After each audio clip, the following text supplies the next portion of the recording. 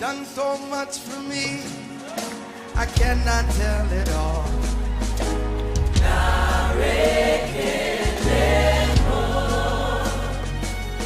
If I had 10,000 tongues, it still wouldn't be enough.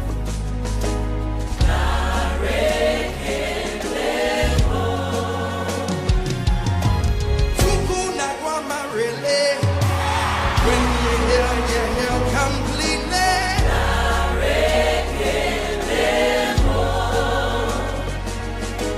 Tuku my robe more. If he can you let we sing.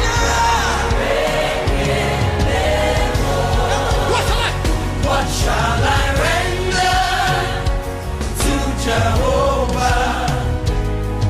For he has done so very much for me. Come on, everybody. What shall I render to Jehovah? Hey. For he has done so very much for me. Nara, nara, nara, nara, eh.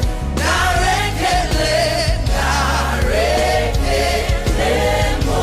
We sing nara, nara, nara, eh. Narekele, narekele mo. Narekele,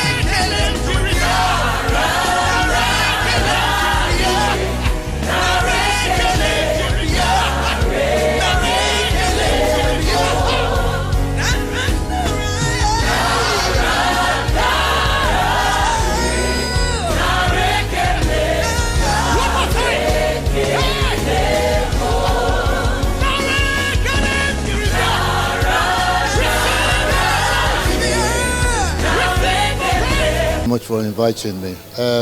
My name is Benjamin Odeje, the first black footballer to play for England at any level. How did I feel to be the first black footballer to play for England? First of all, I would say it's a dream of any youngster or of any footballer to represent their country.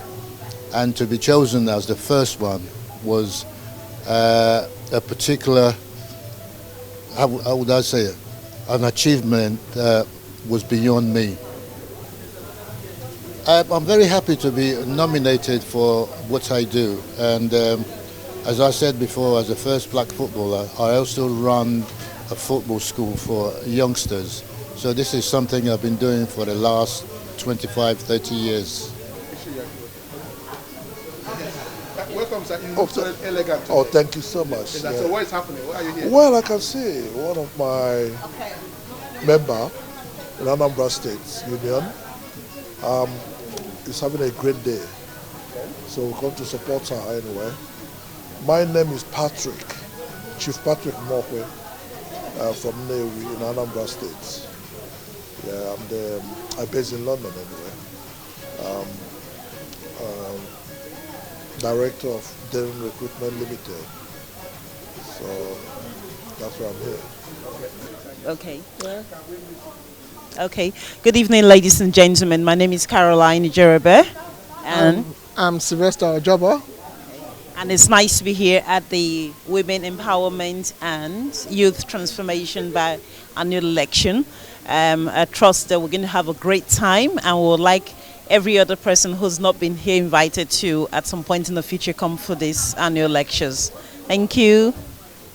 Yeah, absolutely, it's a pleasure indeed coming here to witness this. And when you talk about youth empowerment, that's what we need at the moment for every individual to grow from strength to strength, education-wise and everything. And I believe that we're going to experience a great day today. Thank you so much. Those who are within the sound of our voice, this is an opportunity for you to come and witness this another day. I can't wait for the exciting activities that are going to be carried out today. Thank you.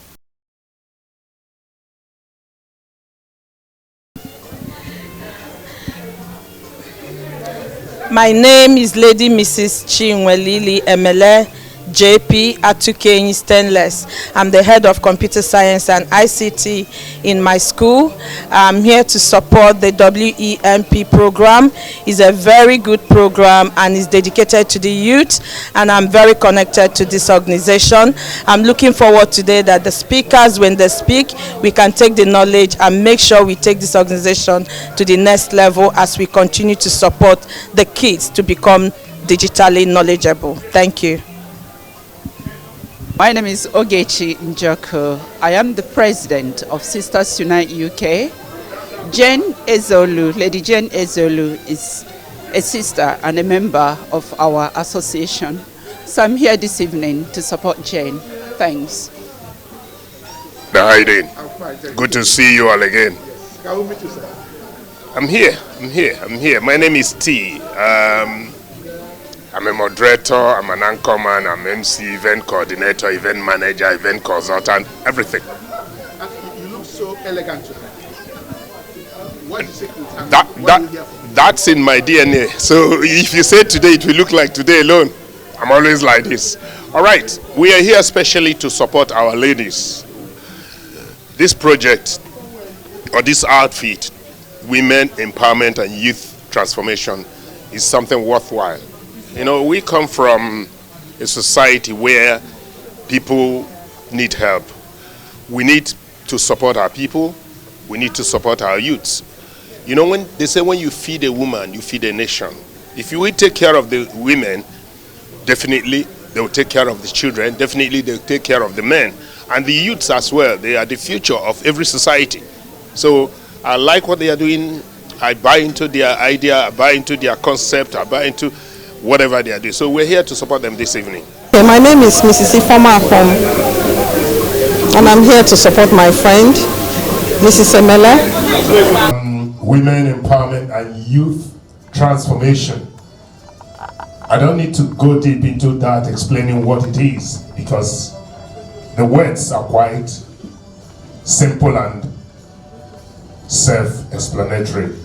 We're here to support our ladies in what they are doing, especially back home where we come from. Our people need support, our people need empowerment, our people need transformation. We'll have some fantastic speakers tonight who will tell us the way forward. I'm not going to do their job or their jobs. So this is supposed to be a biannual lecture, gala, and whatever. But with the little time we have, I can promise you we'll come out with something tangible. So right now I'm going to call on some people to sit down here and direct the affairs this evening.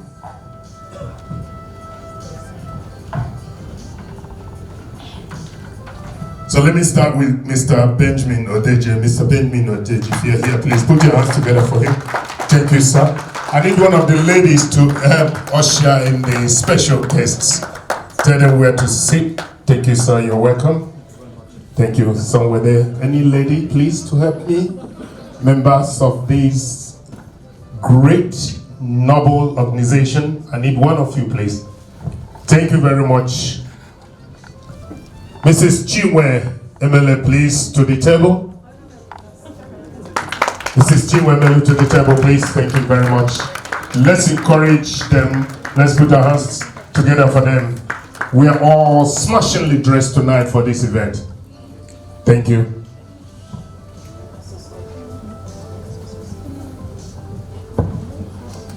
The next person is one of our speakers tonight, Dr. Sunday Kwakwala. Dr. Sunday Kwakwala, to the table, please.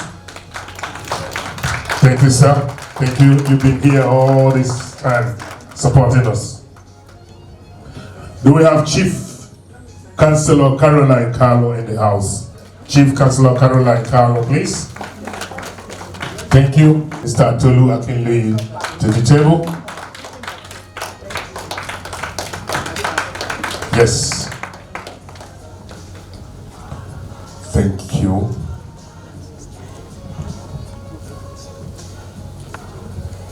We have Her Excellency Mrs. Victoria Eberendo.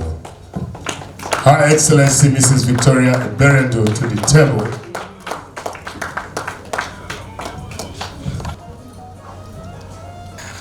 Another brother is here, Mr. Abisola Fatoku. Mr. Abisola Fatoku, Abi, please, to the table.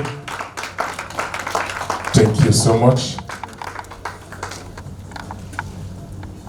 Lady Mrs. Cynthia Ebele. Lady Mrs. Cynthia Ebele to the table. A good round of applause, please.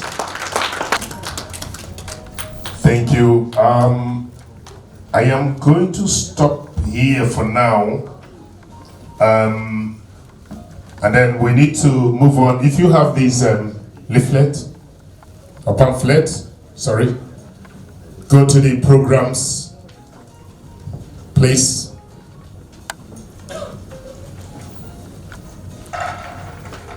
Sir,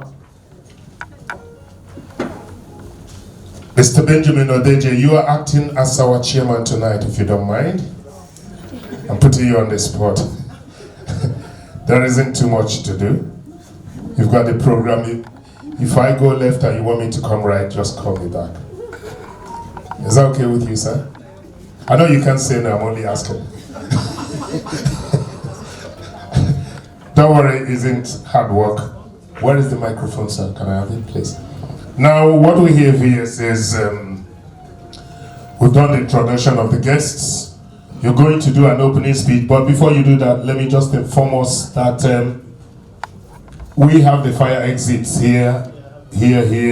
I don't think we're going to have fire. We have to by our ladies. When I did a brief interview there, I said to the gentleman that I learned growing up that when you support a woman, you are supporting the whole nation. Our ladies push to support the whole family unit. For me, is so much rested on the ladies, on the women. There's a neck, but there's a shoulder as well. So I grew up losing my father at a very tender age. I know what my mom went through. And she will also call other children to come and eat from the little we had. So I spoke to Lady Jane. We've been talking for quite a long time. I know what they are doing, especially back home in Africa, Nigeria, to empower women. I don't believe in giving someone money to go and buy food or buy clothes. I believe in saying, what do you want to do? You need 100,000, I don't have 100, I have 50. By the time I give you 50, another person can give you 50 or 20. That's empowerment. We know what's happening with our youths back home. I know people who graduated from the universities a couple of years ago that are no jobs. But we know what happened with the NSAS. Smart young children who are working with laptops and phones. Police were like, why do you have to have a laptop? You are a Yahoo boy. But I know what my little daughter of 11 years does with a laptop and a phone. Very creative, they can edit things. So one of their aims is to transform youths. Some of them are into drugs because they do know. I was telling someone yesterday, I said it takes something special to tell a young lady who has graduated from university for 5 years not to go into prostitution because she will want to support her family. So if we empower people, we transform youths, our society will be better. That is why we're here tonight. Chairman, I don't know whether I'm doing the right thing. So briefly, I just want you to please sit down. We listen to our brothers here who have fantastic ideas to share with us this evening. We support our ladies as much as we can to support our people at home. Thank you very much. God bless you. Thank you. Thank you, sir. All right. Without wasting time, we have to listen to our speakers. Who is going first?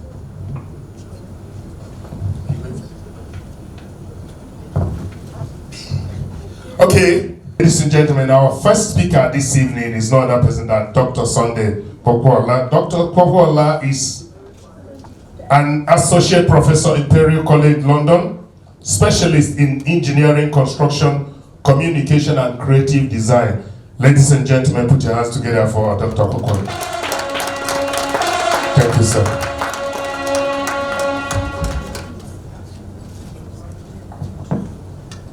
Right. Good evening, everybody. Thank you for inviting us to come over today. Shame it's only three young guys speaking. We'll try to get a female to join us for putting last minute. But we've got a variety of topics that we're going to be talking to you tonight.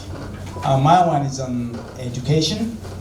My colleagues there are going to be talking about digital age and all kind of things that is going on in the world now. To introduce myself a bit more, as the MC said, I work at Imperial College London, the best university in the UK, #1 in science, medical, mathematics, engineering, you name it. And it's not easy to do that.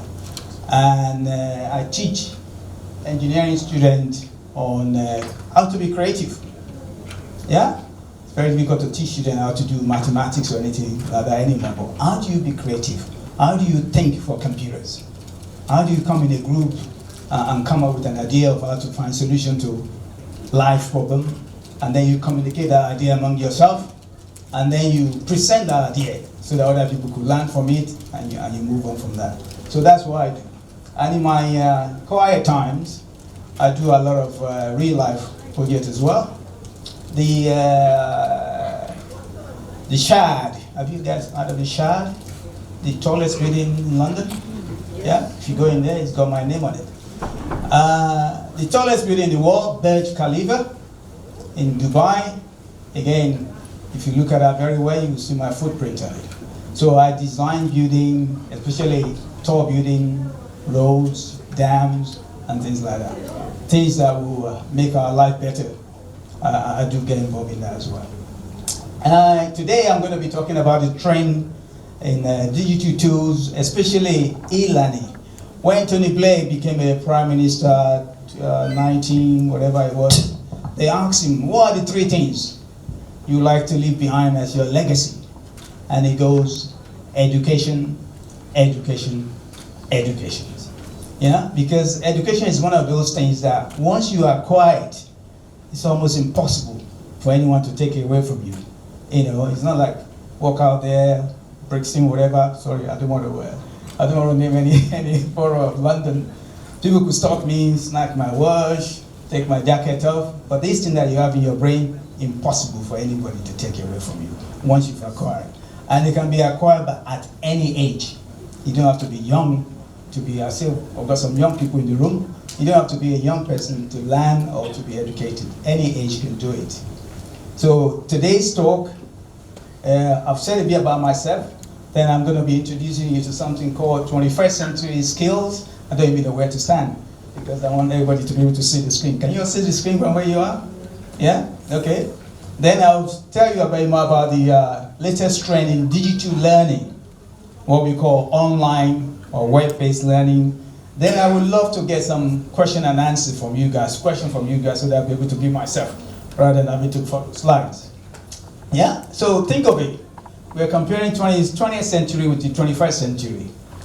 If you're an adult before 2000, yeah, you have to adapt to computer revolution. You have no choice. You have to. Even the phone that we carry now is all based on computer revolution. And if you're born around 2000 year, and you're not just digital native, you're a smartphone native. Yeah? I was talking to my colleagues earlier, and he was saying that when his daughter picked up his phone, she does some wonderful things with it. I said, yes, that's how they are now. There's a lot of things these young people do with their phone now that we are too old to do it, or we can't even bother to learn to do it. But they're so good. And this phone that we carry now, that all of us carry, can you believe that the memory in there is what they used to send things to space much, much, much longer time ago? The same memory that we are all carry on our hand, I could send, rocket to space in those days. So we have no idea how valuable those phones are. So 21st century people, they check this, the tech, garbage in, garbage out. Yeah? And then they also rely on technology. Yeah? Women cannot outthink computers. So they really rely on technology. Everything they do, any course, any degree that you do, you must have technology involved. Otherwise, it's going to be very, very difficult to survive. To even get a job, you have to be technology savvy.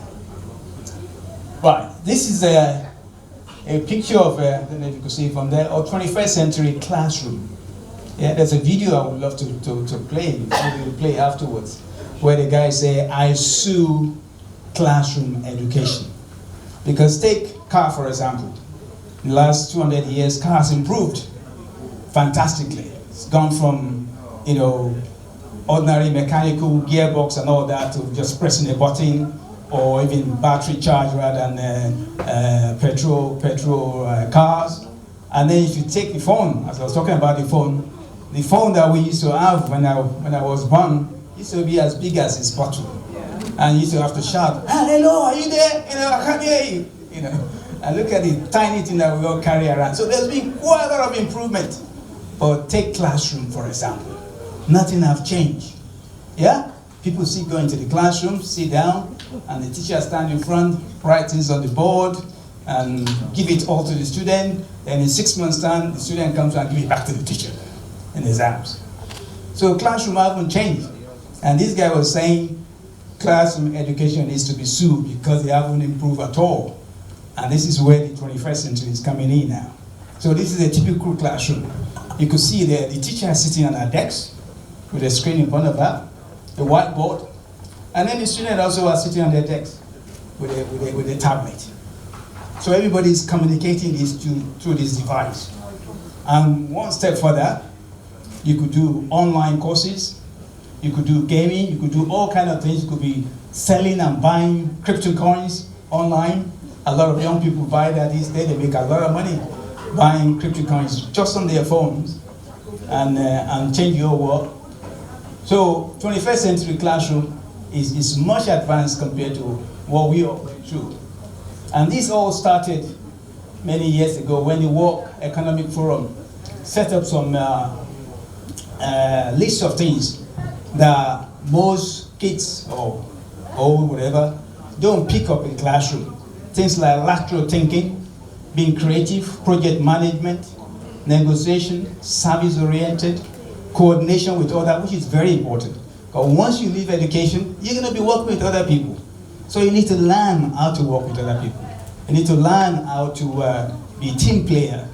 So those things are the extra curriculum skills that majority of us, or even young people these days, don't have. So 21st century education insists we have to start teaching some of these things. And I do teach a lot of my students these things as well. Yeah? Let's go to the next slide. Martin Luther King Jr. says this: "The function of education is to teach one to think intensively and to think critically. Intelligence plus character, that's the goal of true education." Yeah? So it's not just to sit in the classroom and listen to your teacher and, you know, absorb everything. But take that thing that you've been given, think around it, try and work it, try and make something new out of it. And that's what we call education.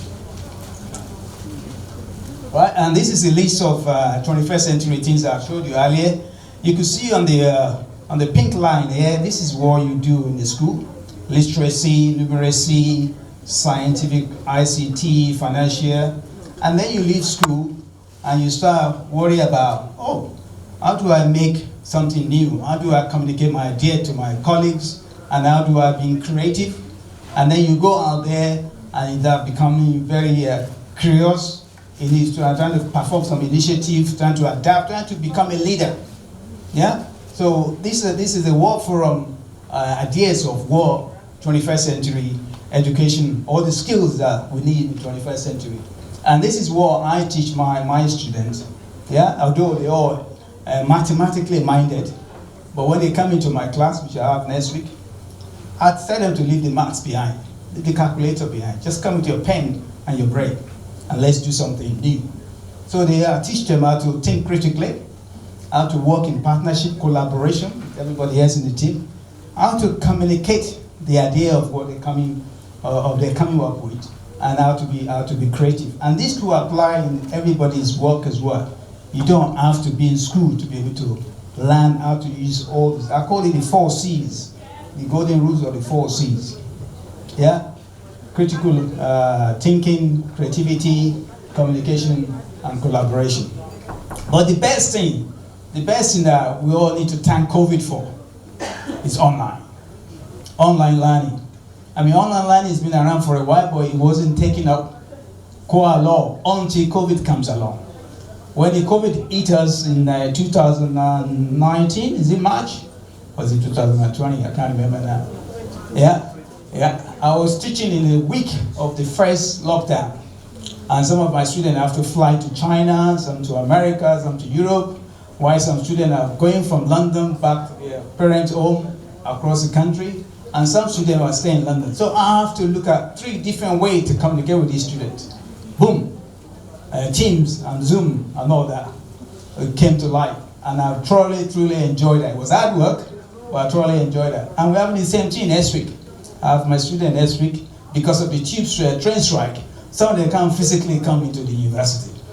So what do? I push them online again, and we're able to communicate with them online. So online learning is very, very good, and these are some of the advantages of online learning. You can select the course. You can do it without going to a classroom. You can stay at home or be at work, or select whatever time suits you. Yeah? So there's no age limit here. Anybody can do it. You can study during the day or at night. I remember when we were young in those days, we used to burn lanterns. I used to study at night because there's so much noise during the day that you do all your study at night. So you can do that. And you can pick the course that you enjoy. It doesn't have to be anything boring, but if you think you enjoy some particular course, you can do that. And it can be very comfortable, but you have to be careful that you don't end up sitting on the couch to read all your lessons or to do all your assignments. You need to set up yourself properly, a table and a desk and the computer as if you're in the classroom. Yeah, so that's very important. And doing online course is so useful. You may think, okay, I'm comfortable in my job now, I don't need a new job, but you never know when the next opportunity will come. And for you to tell them, oh, in the last 3 years, I actually done these 3 courses. Wow.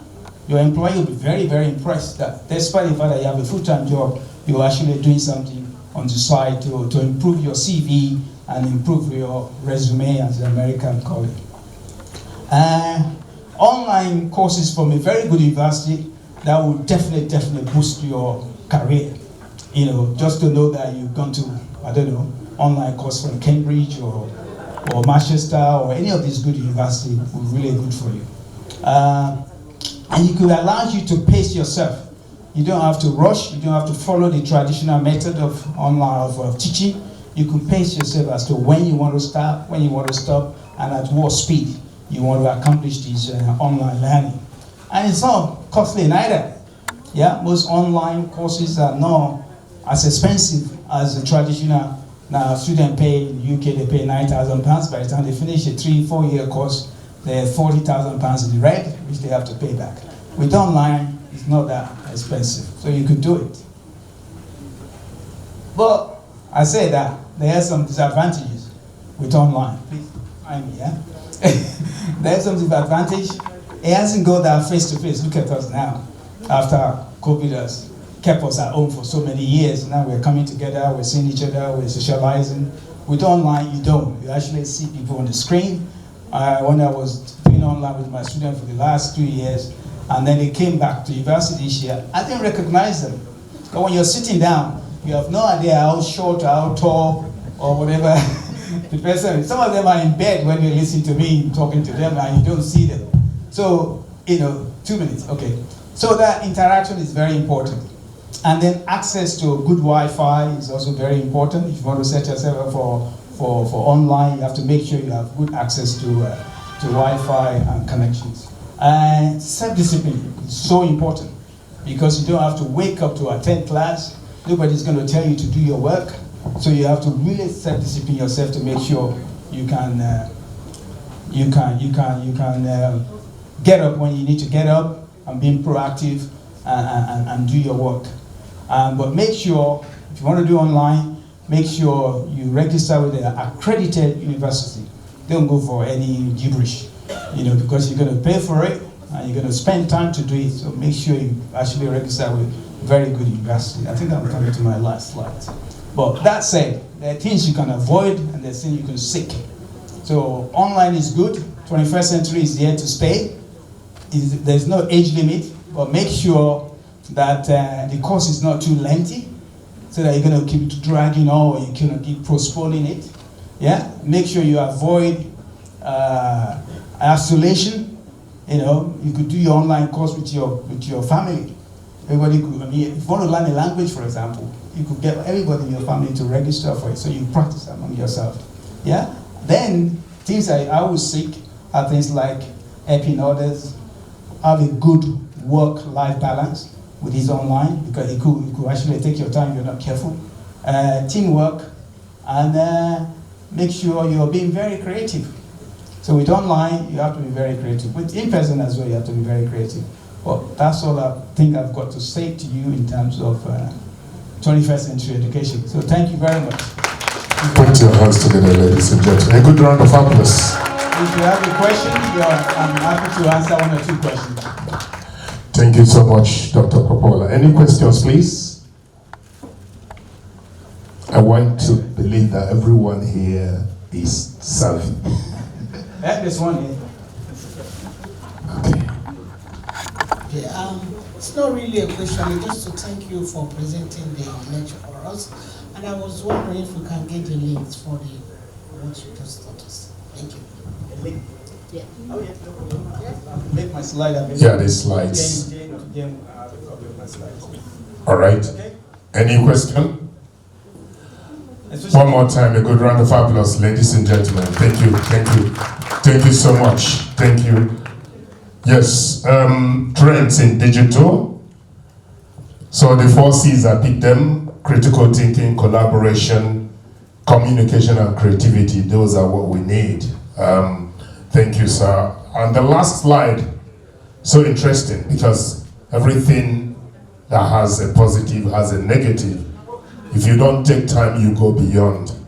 Because isolation, like you said, stress. I was telling my friend, I said, listen, I work from home and I'm not the one that enjoys eating. So I may not go to the kitchen until 12:1.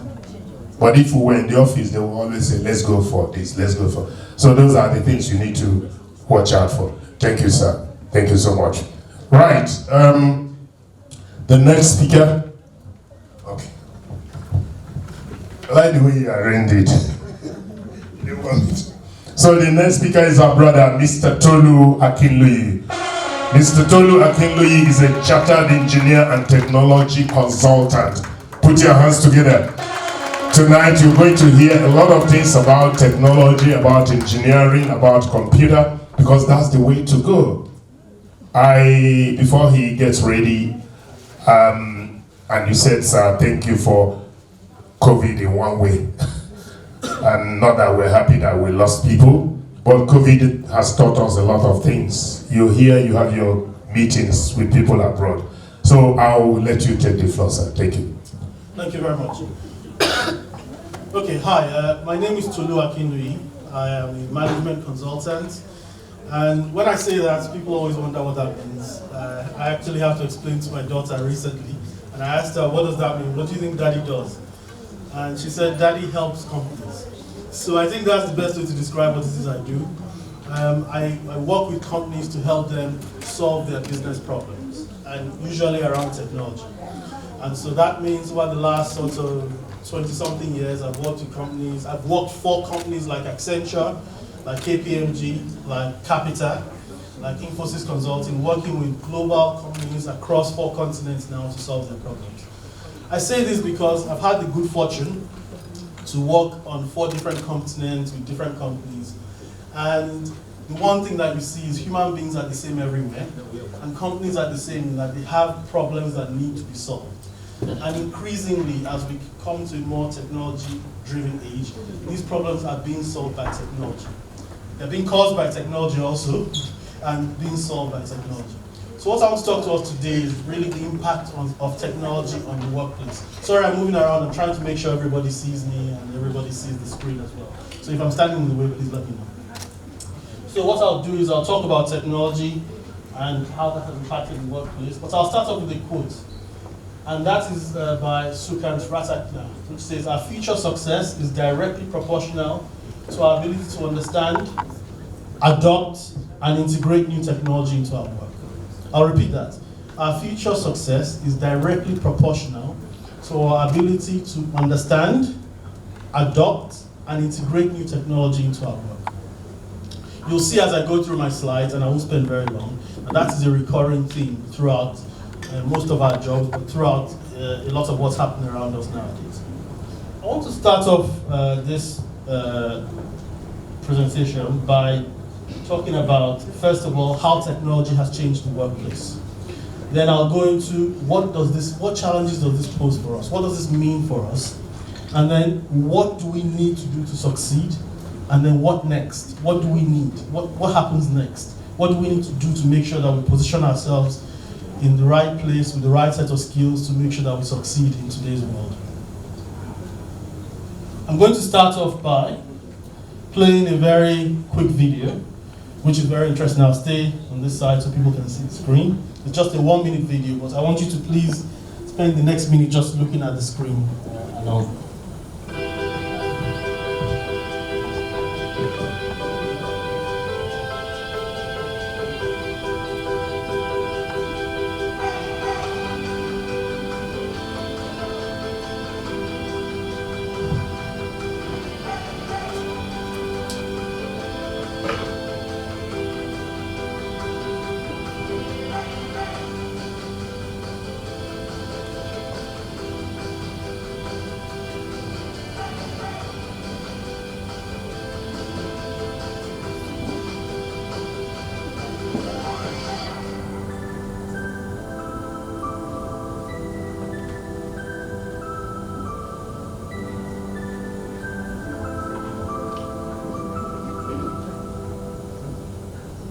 Okay, thank you.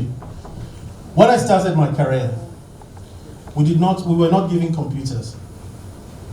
In fact, 5 people shared a computer those days when I started working for what is now called KPMG Nigeria, what used to be Arthur Andersen.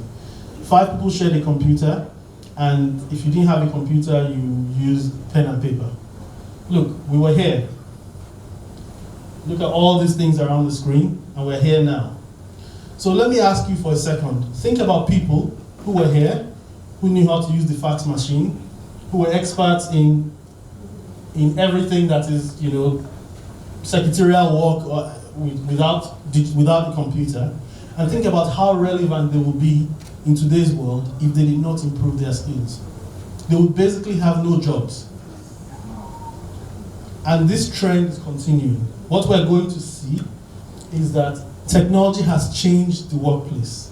And because it has changed the workplace, the people who succeed and who will continue to succeed are the people who can understand the technology and how it's changing the workplace, and also understand what they need to do, what skills they need to acquire to become relevant and stay relevant. Because the truth about the matter is that anybody who does not will simply get left behind. There's no easy way about this, and we'll see that as we go through. So, there's a saying that goes, there's never been a time of greater promise or greater peril. What this means is that, an analysis done by PwC found out that 30% of UK jobs will be automated within the next 5 years, or less than 5 years, some say. What this means is that those jobs will no longer exist. There will be no need for a human being to do those jobs. So I ask this question, all those people who are doing those jobs today, what happens to them? Well, the simple answer is if they don't change, nothing good. If they don't get new skills, nothing good. Very soon, I'll give you an example, I have more examples, but very soon, Jobs like, I mean, how many of us have traveled internationally or locally within the last 3 to 5 years? Show of hands, please. Internationally or locally, gone through an airport. Have you noticed that you need fewer and fewer ticket agents, attendants, people to help you check in, people to help you do all of that? In some airports in Europe, there are none. There's just nobody. So what happens to all those attendants who were doing those jobs in the last 5-10 years? Well, the answer is nothing good if they didn't learn any new skills. They would be in trouble. Now they're saying that, well, there's a growing trend that, well, people are saying employers must prepare people for their jobs, they must train people for the jobs that are coming. But the reality is that the same statistic found out that only 28% of employees receive training, which means it's not the employer's responsibility really to train you for a job. If an employer finds a more efficient way of not using human beings, the chances are that they will not use human beings, especially if they are not a government company. They will just take the route that leads them to more profit, more often than not. It happens. People lose their jobs every day. So, but that doesn't mean that jobs are disappearing. New jobs are being created, but just not the kind of jobs for which people have skills. Every day that an airport doesn't need new attendants to help you check in your luggage, they need people somewhere writing some computer code to automate things, or people building some new system to make life easier. So the jobs are not disappearing. They are shifting from one part of the industry to another part. So as we're bringing our kids up, for example, we're no longer telling them, well, you can work in an airport or work as a flight attendant, because those jobs are disappearing. You should be telling them, well, you can learn some computer skills, some technology skills, so you can stay relevant.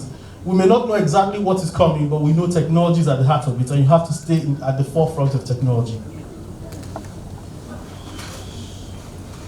So here's some examples. How many of you have been following driverless cars and self-driving with Tesla? How many people know about Tesla's self-driving? Okay, so what happens when we no longer need taxi drivers? What happens to all the Uber drivers who are currently making a decent living driving Uber? They're no longer required. So what do those drivers who are currently making a living as black cab drivers, Uber drivers, what do they need to start thinking about now? What do they need to start doing to make sure that when that time comes, and it's nearly here. I was just discussing with my friend Abisola, who was saying that he drove a Tesla on the motorway and he tried the self-driving mode, and it was so good that it can almost drive itself. Right now, we're at a stage where there are, I think, 5 levels of self-driving, and we're getting very close to a point where human interaction is required much, much less, if at all. If that happens, you'll be able to call a cab that will show up at some point in the near future to your house without a driver, and will take you to where you want to go, which is good for you. I mean, there's no driver, nobody to annoy you, you just get to where you're going. But all the people, it's funny, but the reality is all the people currently doing those jobs, what do?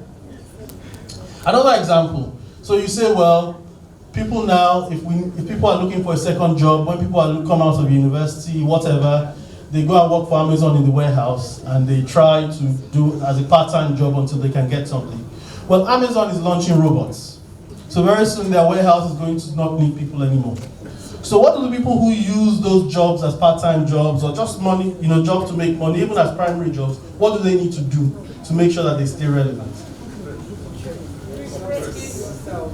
Upskill, reskill.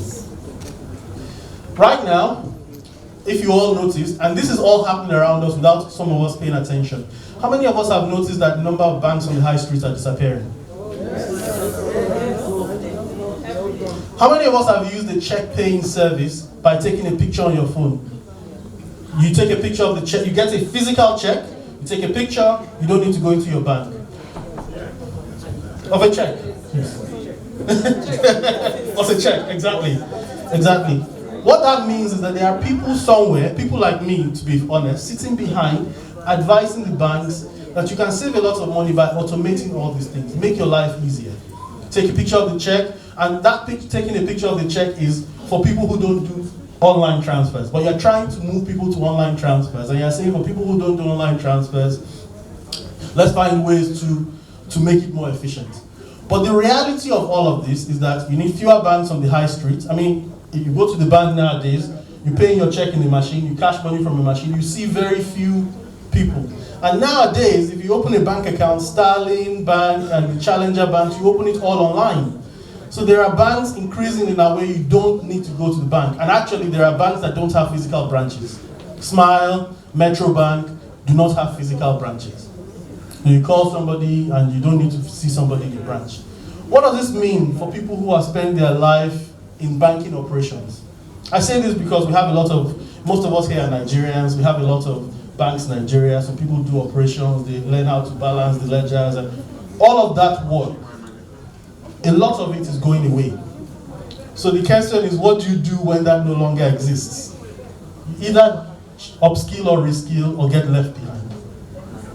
Another one is travel agents. How many of us have used a travel agent recently? How many of us have traveled recently? So we're still traveling, but we're using fewer and fewer, if any, travel agents. What happened to all those travel agents from the past? They've been replaced by online services, digital services. So the question is that technology and time is going forward, and the only way to avoid getting left behind is to move, is to change, is to find new skills and adapt.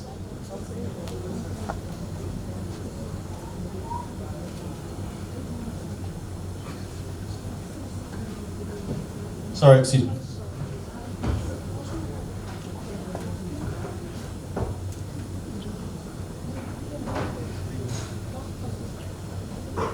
Okay, so what do we need to do to succeed? Now, one thing is for sure, as I've said before, technology is moving on and people will get left behind if they don't keep up. But another thing is for sure, more jobs are actually being created than are being lost. The difference, as I said before, is that the jobs are moving from the manual end of the market to the more digital, more automated end. So the skills you need are different. And the challenge a government, for example, will have, like let's say the UK government, when it looks at its citizenries, it's very hard to change, to reskill a population. It takes maybe a generation or a generation and a half to change the skill set of a generation from an analog world to a digital world. So for the UK government, they will say that they have a skills gap.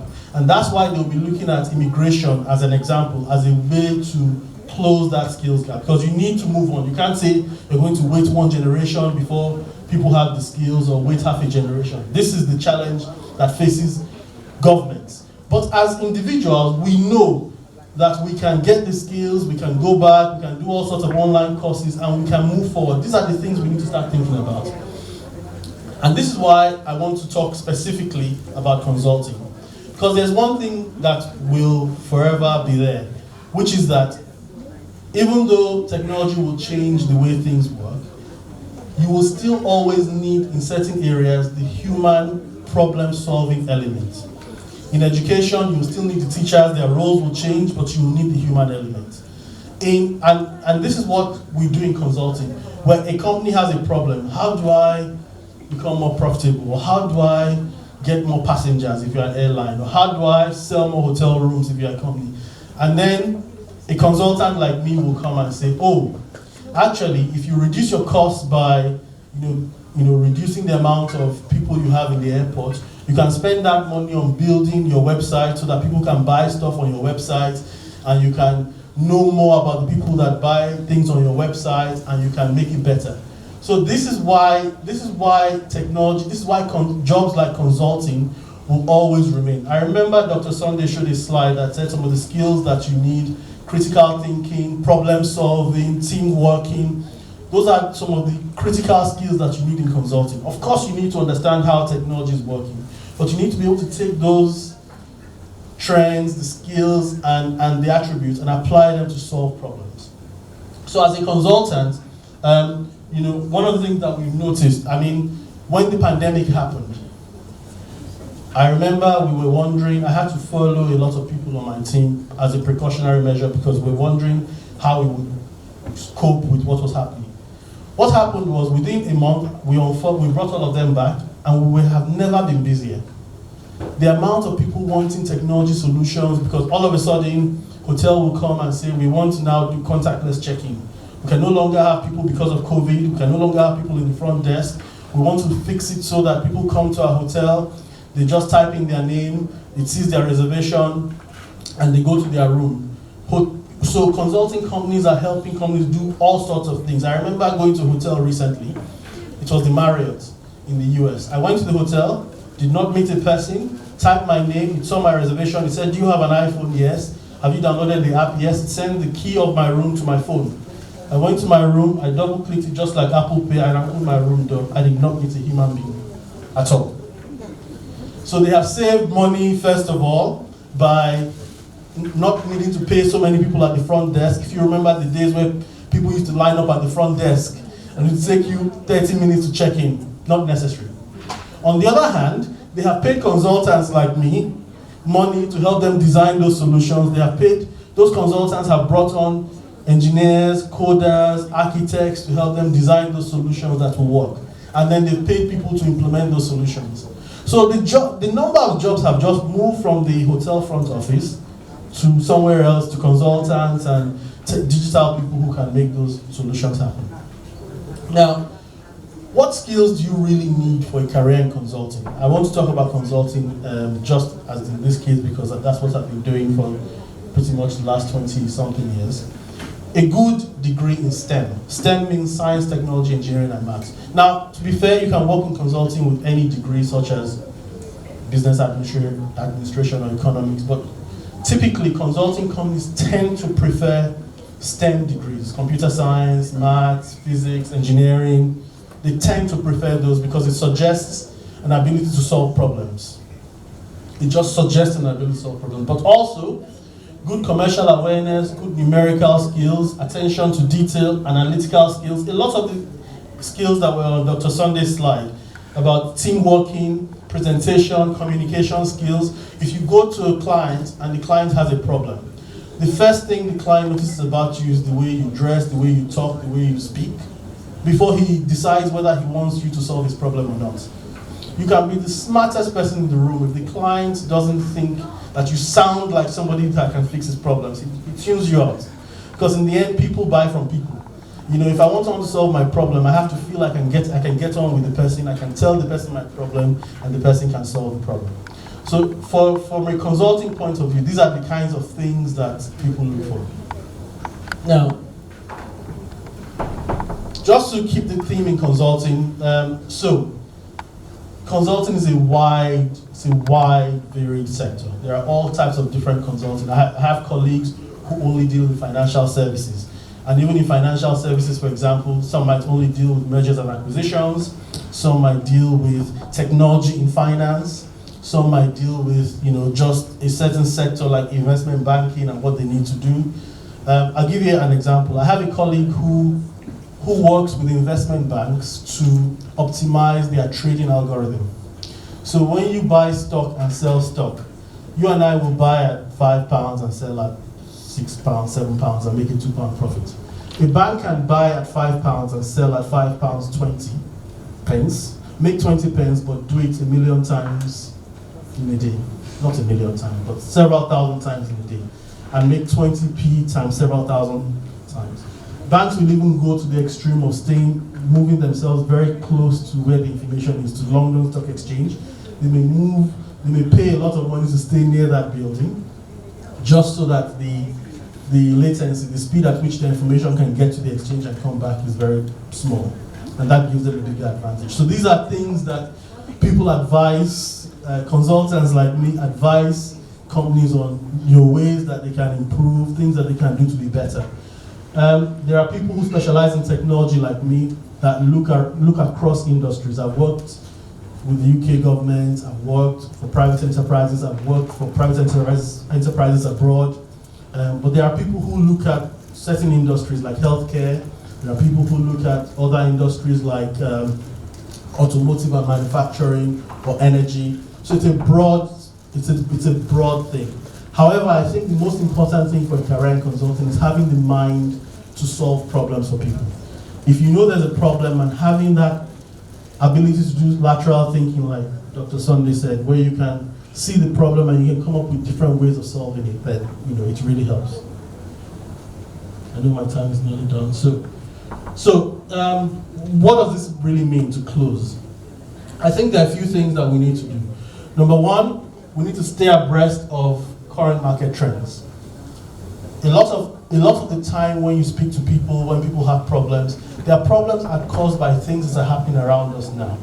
A lot of technology, self-driving cars, the automation, it's things that are happening around us now. So we need to know what those things are, right? So that we know how to advise people, or we know what actions we need to take. Another thing we need to do is constantly ensure that we're improving our skills. We need to keep learning what's going on and how, what new skills we need to add to ourselves to stay relevant in the marketplace. We need to be proactive about our careers. Many people stay in jobs for a long time until those jobs don't exist anymore. And it takes a long time for you to learn new skills. So if you wait till those jobs are not required anymore, then you'll have a problem while you're trying to learn what needs to happen next. Whereas you need to constantly be checking what is happening in my industry, what is happening to the career I'm doing, what skills do I need to learn, when do I need to move, what courses do I need to take, what certifications do I need to take. And most importantly, we need to network constantly. Just by being here, we'll have met many of us, we'll have met each other, I know that if I want to know something about education, for example, I can call Dr. Sunday and say, okay, please tell me what's happening in education. That link alone means that I may be quicker and shorter, it may take me quicker to find the answer to a problem I may have in the near future. So we must network constantly just to make sure that in the end, people hire people, people solve problems for people, even though you're solving problems for the company, but the people work for the companies, and people buy solutions and ideas from other people and exchange ideas with people. So in the end, we're all people. So the idea that we must network is a fundamental idea to how we need to address the impact of technology in the workplace. Thank you very much. I hope I have not bored you too much. Oh no, that's not enough. That's not enough. That's not enough. Round of applause. Thank you so much. Thank you so much, Mr. Tolu Akli. Thank you. We're going to take one or two questions, but before that, can I say this quickly? I had an experience just a few days ago. Amazon, I know most of us shop from Amazon. They have this hub. It's just like a box, like this. You don't go to anybody to collect your stuff. You pay, you make your order, you pay. They will tell you where. Just the nearest could be how many meters away. You just go there because they will send you a link. Click on the link, it will give you a pass. You just there. When you get there, it will say, click on your phone. You click and the box will open. You collect your... I said, what is going on?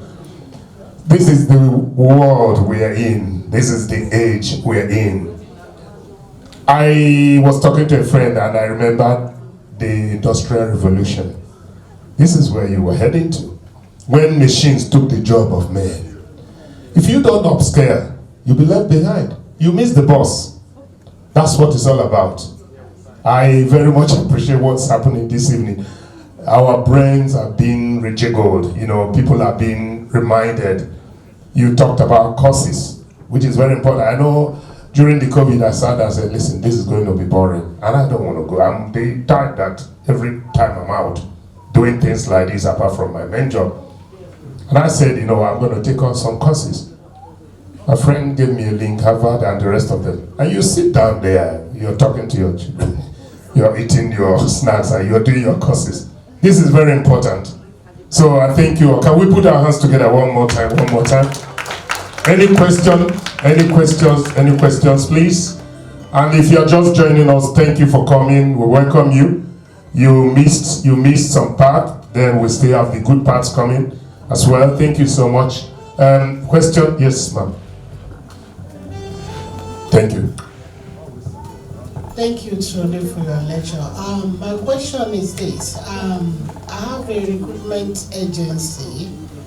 As you are saying that you help a lot of businesses here, I was wondering how can you help a new recruitment agency to improve, to avoid time cheats and also monitoring the staff where they are going, sometimes they wouldn't like to go to work. How can we cope on that in knowing where they're going? Thank you very much. And my second question is about back home, because this lecture is about also educating our people back home. So I was wondering, how can you help the head teachers back home? Because I went home visiting schools. There are so many files everywhere in their offices. There's no single technology they are using generally. I'm just wondering how you can help to improve our education system back home. Thank you. Thank you. Very tough question. Okay, so I'll answer the second one first. A while ago, without mentioning company names, I worked with one of the biggest companies in Nigeria, again without mentioning names, and they had a lot of paper. You'll be surprised, some of the big companies are still very paper-based. And we came up with, we asked them, why do you use paper? What do you use paper for? So basically we went with them and I said, let us prove to you that we can make your life better and make things more efficient. If we do one test run, let's call it a pilot, and it's successful, then we go from there. The CEO agreed to that. We worked with them and we took their biggest process. We did a lot of engineering to map it out first of all, to say this is how it should work, yes, do you agree this is what's supposed to be? Yes, and then we digitized it. And by that I meant we gave them a platform that allowed them to approve all the various processes on their computers and on their mobile phones and on their tablets. What we found is that we managed to get one of the longest approvals they had when they were paper-based was about 3.5 months, because it has to go from Oga's desk to Madam's desk to Madam's desk, and we got that down to 15 minutes in one exercise to show them that, look, it comes to your phone, you get a message saying you have to review this and approve. On the special platform, you open it, they approve it, and move on to the next thing. So we're talking about from 3.5 months to 15 minutes. And that 15 minutes was because somebody was not at their desk. It could have been less than 5 minutes if everybody was sitting there trying to approve. So there are ways that they can be helped. So the second question was really around the recruitment agency. The truth is that nothing is new under the sun. So we can have a chat in private and I can recommend ideas about things that can be done. But the reality is that all these problems have been faced before. And this is why people go to consulting companies. Because the truth is that because companies I've worked for in the past have solved problems for people, big and small across the globe, we see the problems and we see the solutions, and typically what you say is it's not a one-size-fits-all. I can't just tell you this is the answer to your problem. I'll say, look, people who have been in your situation have done these 3 things as an example. Each one has a pro and a con. Maybe this is more expensive, but this is better, this is cheaper. So companies work we work with companies to say these are the options, and then the person takes the best fit for them. So there are solutions to a problem, but there are a range of solutions which have various implications, cost and time and other things that need to be weighed before you then decide on what's best for you. Thank you very much. Thank you. Good round of applause again. Thank you. Any more questions? All right. Thank you.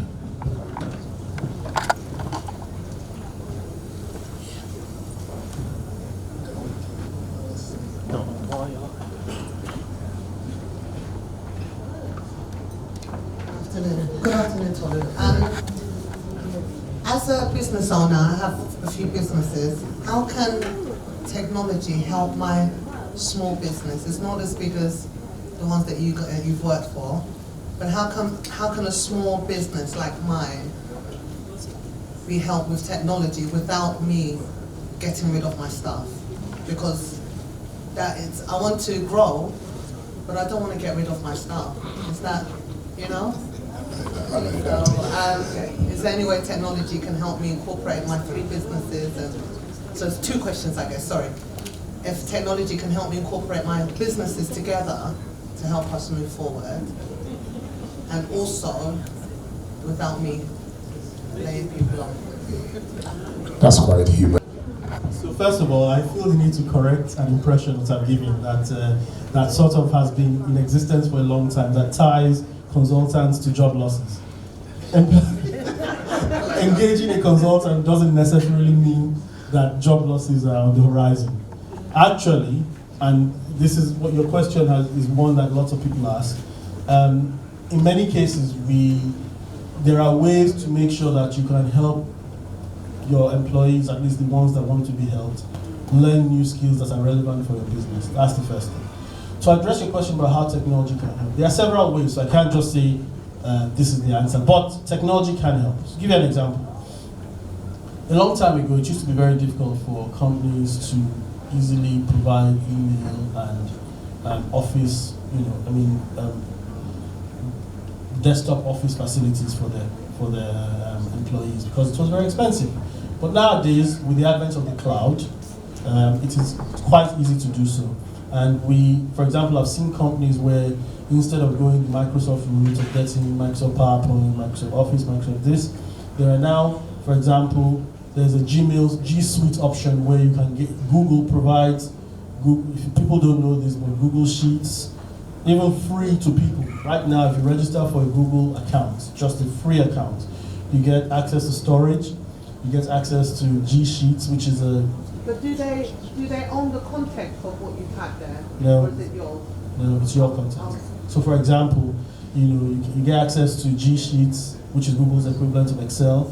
You get access to G Slides, which is Google's equivalent of PowerPoint. You get access to Google Office, which is equivalent of Microsoft Word. And there's basically an equivalent in Google for all of that. And people may not realize this, but if you had a Gmail account, there are 9 dots to the right-hand side of the screen. And if you click that, you'll see all the services that Google offers, as an example. So if you wanted to, for example, make sure that your team or your team had office facilities and had email and everything, it's fairly easy to just register a domain name, link it all to Gmail for not very much money, and then you can have each person at your company.com using those Google services, and at least that gives you the first step to going digital, because then everything you do is then not just digital but also in the cloud. So they can use any computer, work on the documents, and it's accessible from anywhere else. So that's just a very simple thing that has become possible because of the cloud. You don't have to have servers, you don't have to employ IT people necessarily, you don't have to do any of that, as an example. Thank you. Thank you so much. Put your hands together for my brother. I mean, that's quite reassuring. We can still keep who we are working with and then move on. Right, like I said before, I welcome everyone who just joined us. You didn't actually come late, you came in later. You came in later. So we're going to have a short break, but it's not a break. What I mean by break is from the speakers. But Lady Jane, please, I need you here. We are going to listen to Lady Jane for a few minutes to introduce the project. From there, I think we're going to watch one or two things before the slides. She's going to speak to us a little bit. Lady Jane, like we know, is the director and CEO of Women Empowerment and Youth Transformation. I said it before, when we talk about empowerment and transformation, those are two powerful but very essential now in our societies.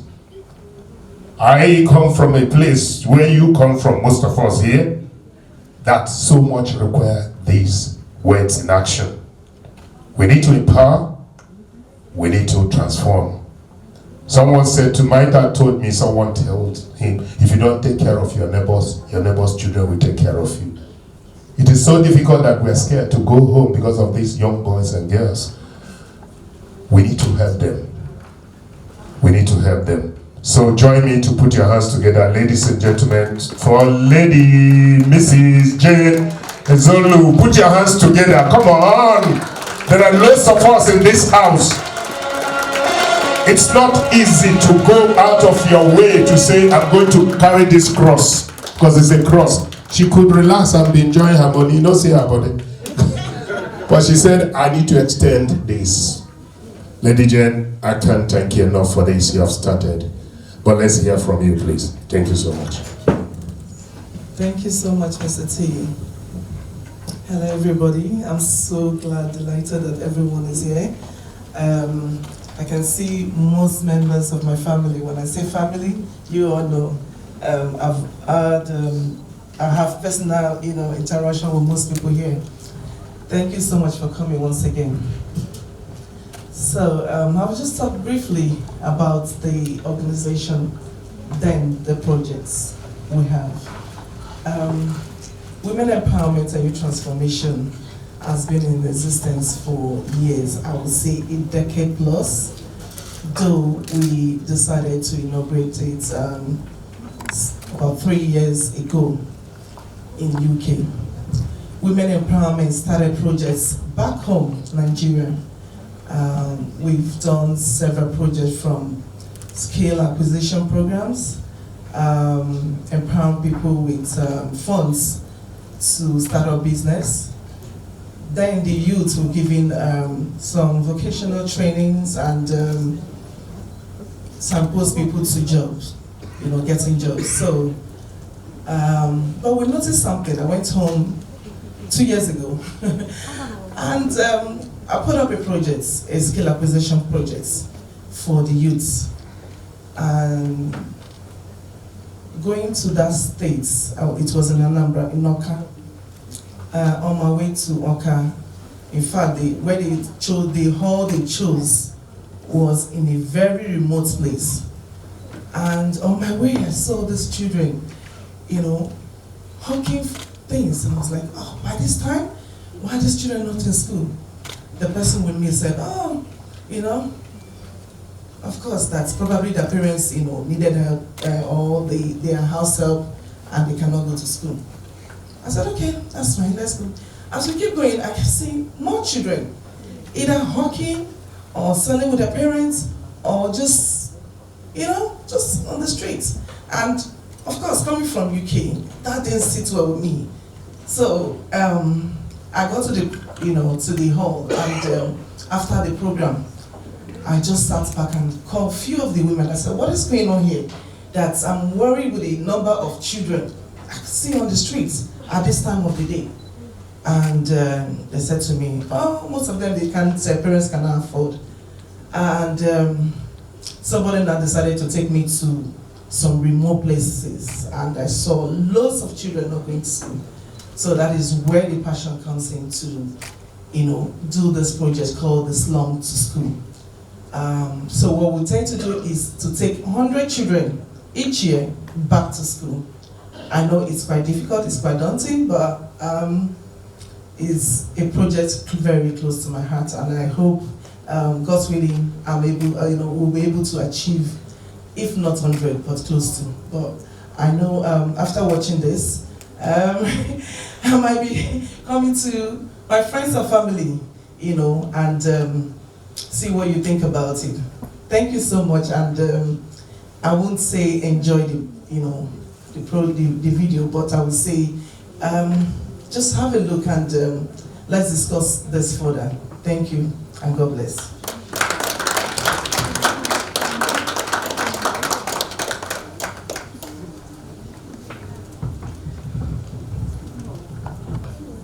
Two weeks ago, I moderated an event, a similar event, as if I knew what was coming. And I said to someone, let me use myself as an instance. My being in the UK is a divine privilege. I don't know about you. My being in the UK, living here, working here, is a divine privilege. With what is going on back home, I said to myself, I owe God and humanity a duty of making sure that at least one child goes to school. One. I said at least. When you compare the school fees in Nigeria, it's McDonald's money. A except you don't want to do it. If you sit down and calculate school fees in Nigeria, it's your money for McDonald's out there. If you don't want to do it, you don't want to do it. If you want to do it, you will do it comfortably. Even if you decide to support women empowerment, you can say direct debit £10 a month. It's not going to scratch your wallet. But like I said, I was told if you don't take care of your neighbor's children will take care of you. They'll make life difficult. They'll say, that uncle is back. They'll tell their friends to come and show you shaking. That auntie wey no dey give person. No only dress wey in the wear finish. Yes, you only give them, their cracker. But we can do a lot, ladies and gentlemen. If that doesn't touch you, 500 children every year, that's encouraging. Can we put our hands together for them? Can we put our hands together for them? Let's think about it, let's think about it, let's think about it. We continue to talk about it and what they do. Thank you. I don't want this to be boring. You will relax. Pros, never reach your turn. Let's get some music. Let's get some music. We'll come back to you. You're not in a hurry to go. People are hungry, they want to shake their body. After a while, I'll come to you. Do you want to play? The luckiest person here, standing fan.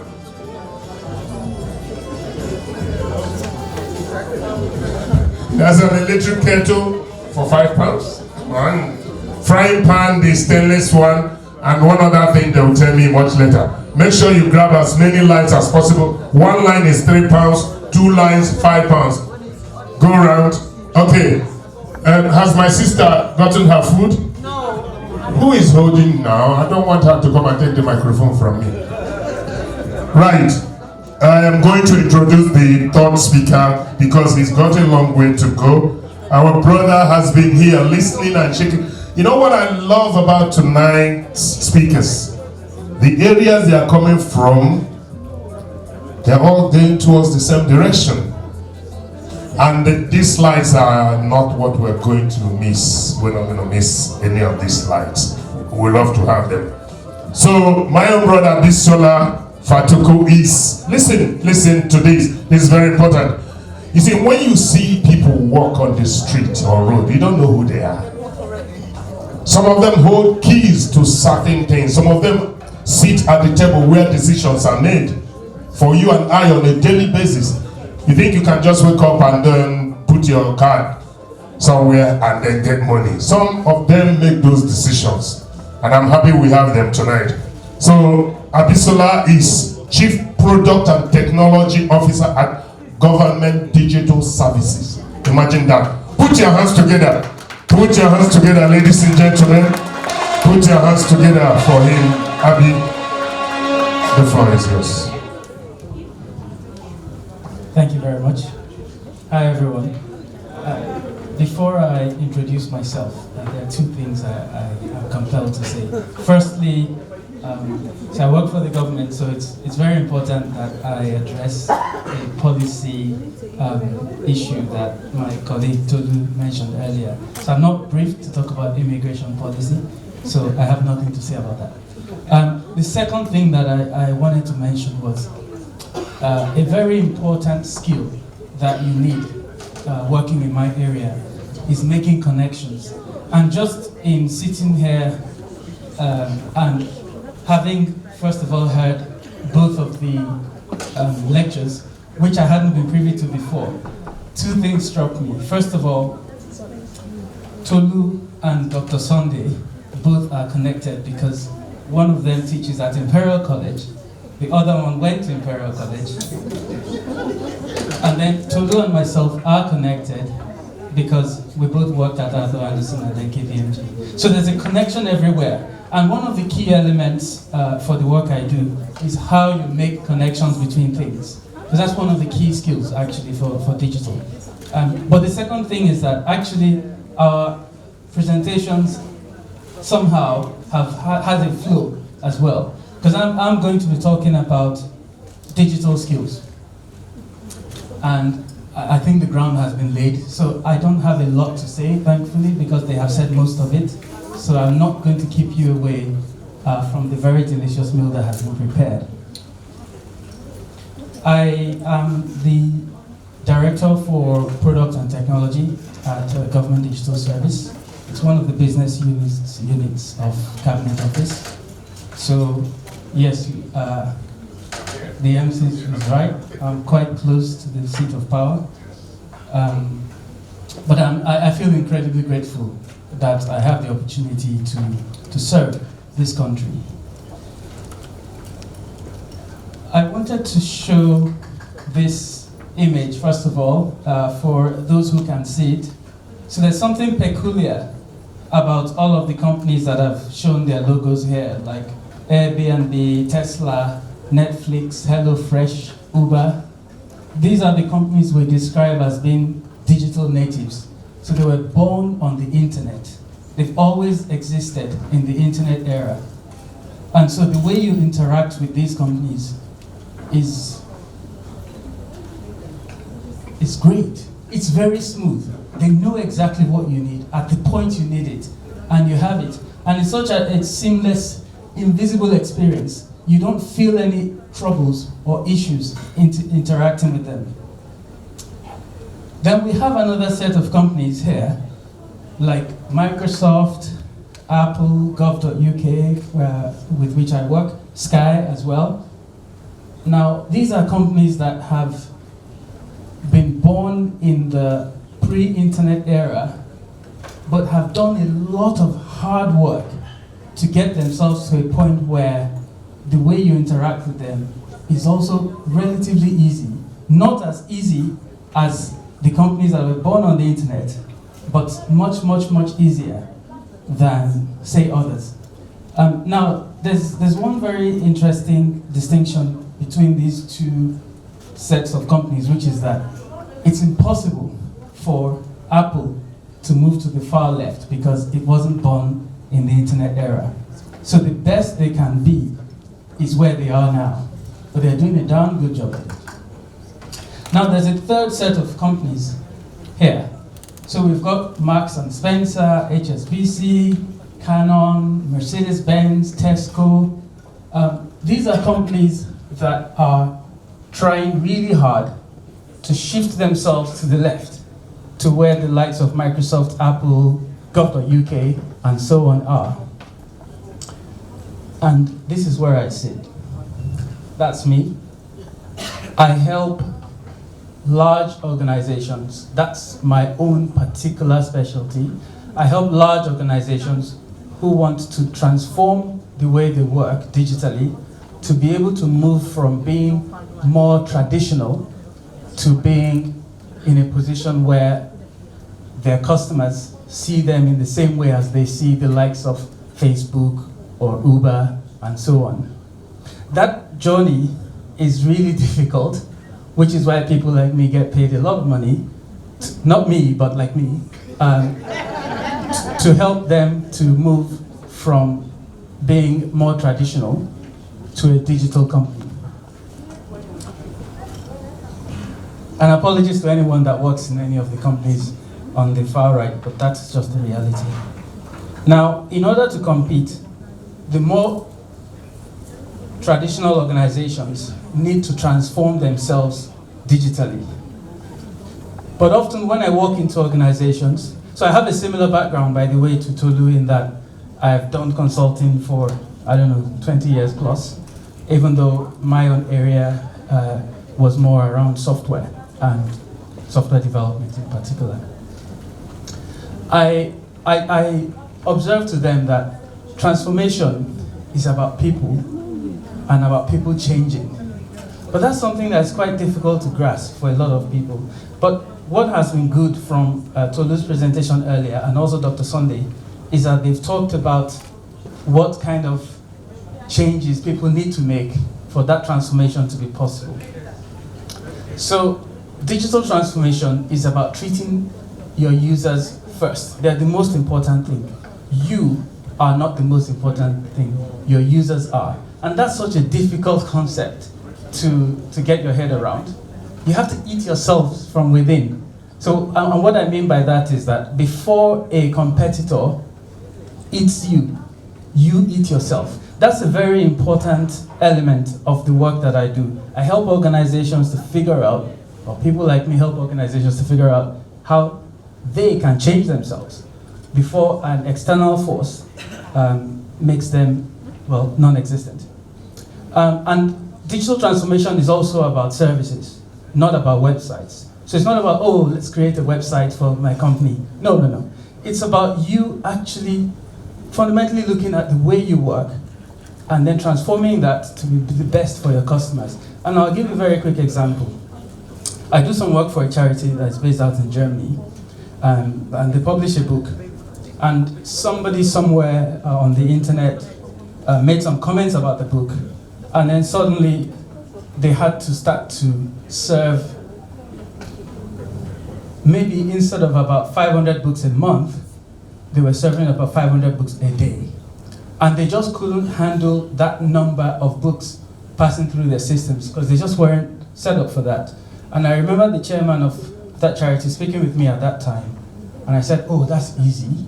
Just do a business process analysis. Like, just work out exactly what your end-to-end process is, see where your gaps are, see where all the delays are, the blockers, and then just fix those things. And he was like, oh, how do you do that? And I said, okay, fine. I have a German friend that does exactly what I do. I'll give you his details. And they reached out to each other, and he helped them to solve the problem. And so for the lady who asked the question earlier about how technology can help her business, that's a very obvious one.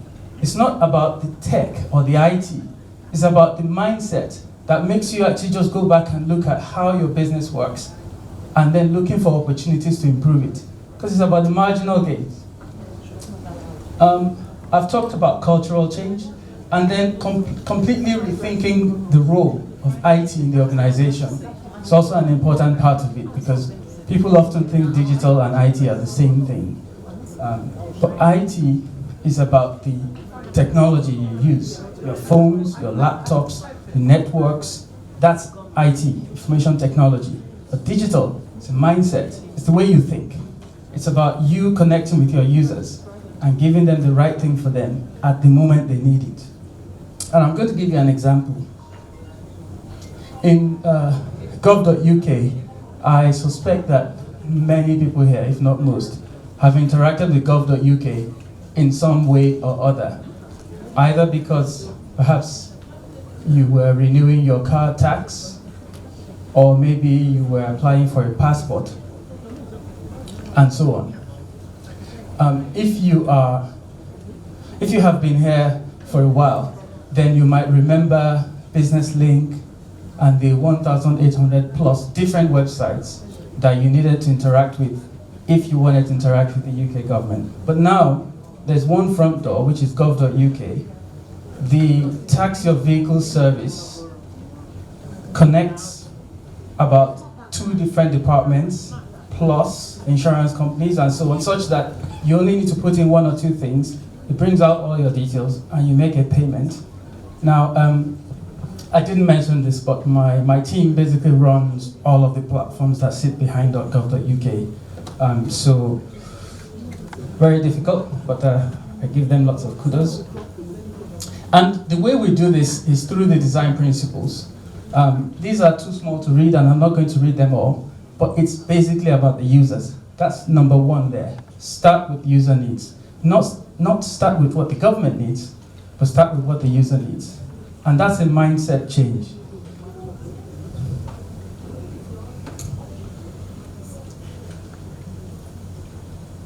When I was pulling this set of slides together, one of the questions I was asked to give some thought to is what the skills are that are needed for people to thrive in this digital era.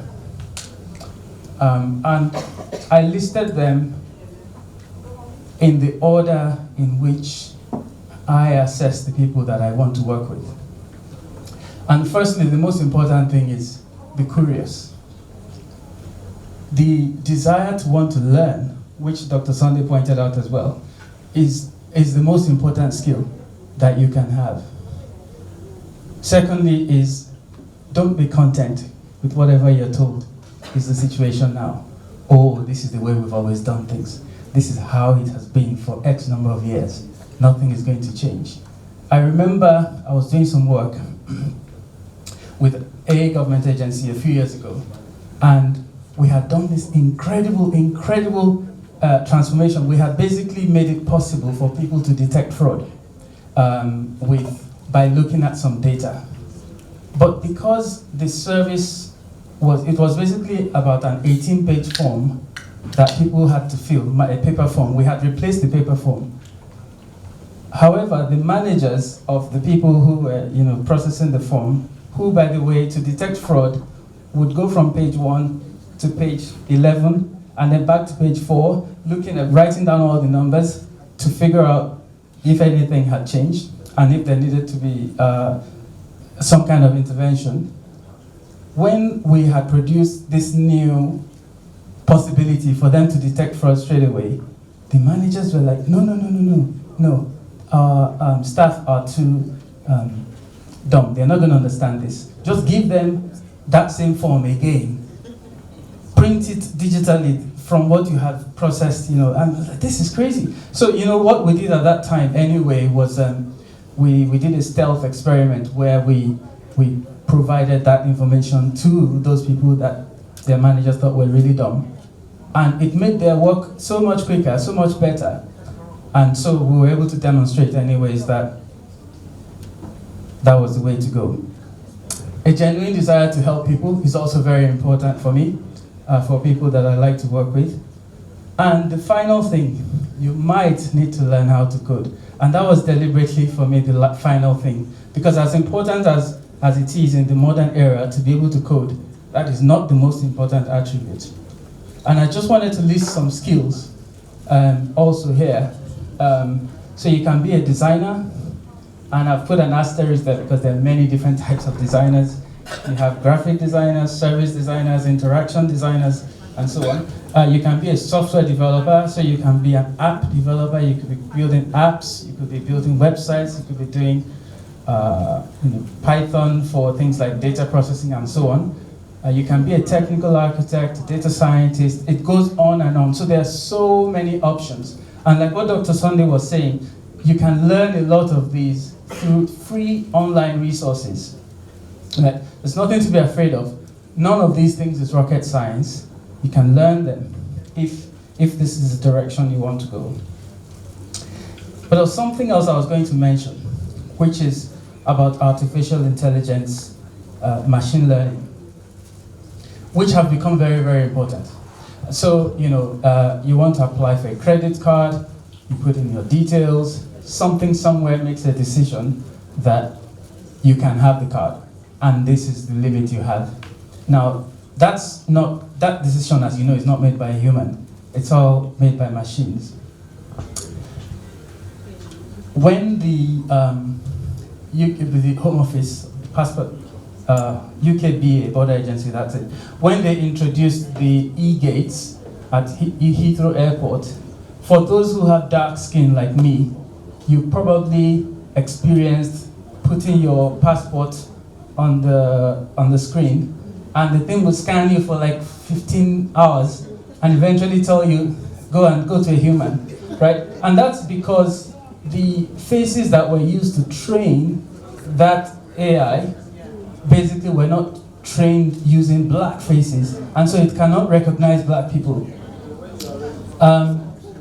I've also experienced where you go to like a motorway service station, maybe you use the toilet, and you have this fancy soap dispensers, or that you put your hand on that and it automatically dispense soap. But it doesn't matter how long you put your hand and wave, nothing comes out. Again, because it's not trained with dark skin. And this is the reality. So for people like me, I am particularly interested in encouraging black people who want to work in AI, in machine learning and so on. Because without the inclusion of information or data about people like us that is used to train these things, what will happen is that we will very easily be left behind. It's already happening with the examples I gave you, for instance. And there's so many of them. Facial recognition, there's so many examples of where the data that is used to train these algorithms are not equitable. I remember, a few weeks ago, somebody from the Ministry of Justice reached out to me to ask me about my thoughts on something they want to do. I don't know if I'm allowed to say this, but anyway, I've already started now. So there's this tool they have called the risk of recidivism tool. And it's basically, if you have offended, if you're an offender, the likelihood that you will reoffend is very, very high. It's incredibly high, right? And so they want to use some of the data about reoffending rates plus judgments that have been made by judges and magistrates and so on to make it possible to have sentences made quicker. Let me just put it that way. Now, the reason why I was asked for advice on this was because a couple of years ago I had mentioned that there's a risk that because for many, many years, the reality is that people of a certain background tend to have harsher sentences, tend to be, to have a bit more of a challenge with the law. What will happen is that by the time you train this AI with all of this historical data, the AI is going to decide, oh, you're black, you should have a higher sentence, right? And there's nothing anybody can do about it because the machine has been trained to do that. So, I'm making a plea here for the young ones, get into ML. ML is the future, and I'm going to show you why. ML is machine learning, machine learning. And so I'm going to show you something that can either make you panic or say, wow. So Dr. Sunday mentioned about about the transition from sort of the mechanized sort of working to digital. Okay, what Tolu was showing his video. Now I'm going to show you the next thing, right?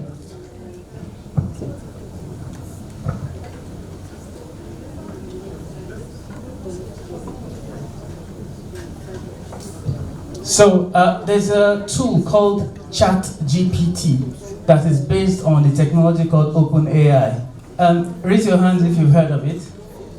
Okay, one. Right, okay. Be very worried. Be very worried. Right, yeah. So for the young ones, I know you're having fun and so on in the site, but this is really important. I think it's going to change a lot of things. Companies like Google are really scared of this technology, and I'll show you why. I'm trying to not be sensationalist, but this is really rocking the technology world right now. So I'm going to have a conversation with ChatGPT now. Can we please discuss silently if we don't want to listen to the speaker? Please, this is important. Thank you. Yes, I'm going to have Tolu has just asked me to explain what this is, so I'll just spend a few more seconds doing that because I'm really so excited about it. But ChatGPT is a chat engine. It's a conversational user interface that has been created on top of something called OpenAI. Now, what they have done is that they have trained, some scientists somewhere have trained this system with all of the books that have ever been written, every material, every content you can find on the internet is all a part of this product, such that there's almost any question that you ask it that it cannot answer you. It's incredible, and I'm going to show you now.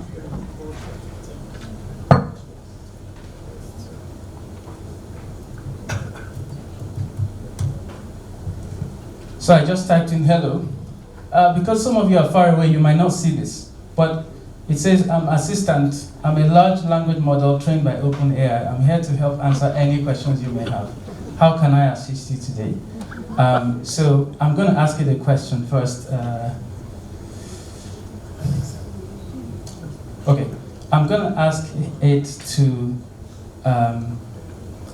tell me, in 4 paragraphs, to tell me the relative difference between the word attitude and the word aptitude. Right? I'm going to do that.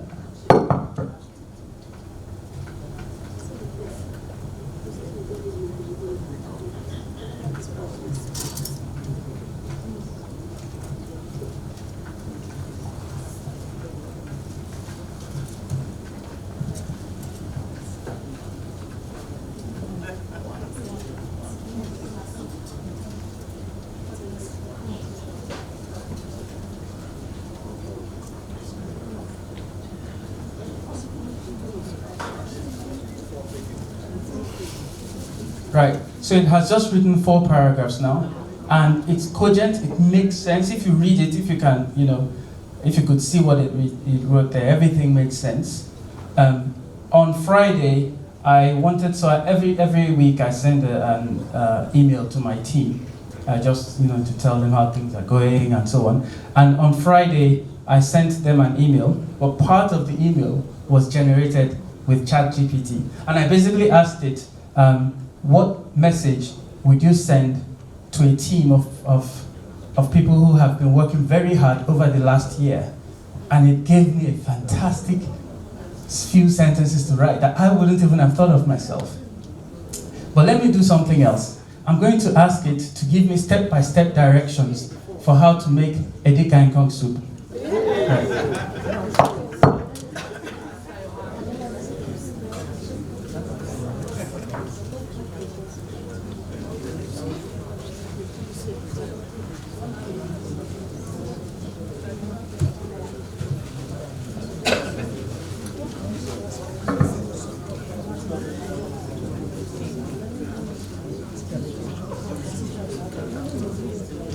So it's telling me that it doesn't have this particular recipe. So I'm going to try again, because maybe I've done something wrong.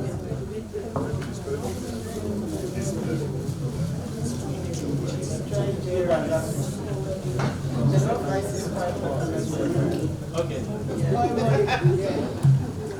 So I've just given, same thing. Okay. So interestingly, that particular query, I've given it about 7 times. It worked, but everybody on the internet is using this tool right now, so it's also struggling a bit. I'm going to ask it another question. No, I've just asked about jollof rice. It's done the same thing. Yeah. So, moi. Right.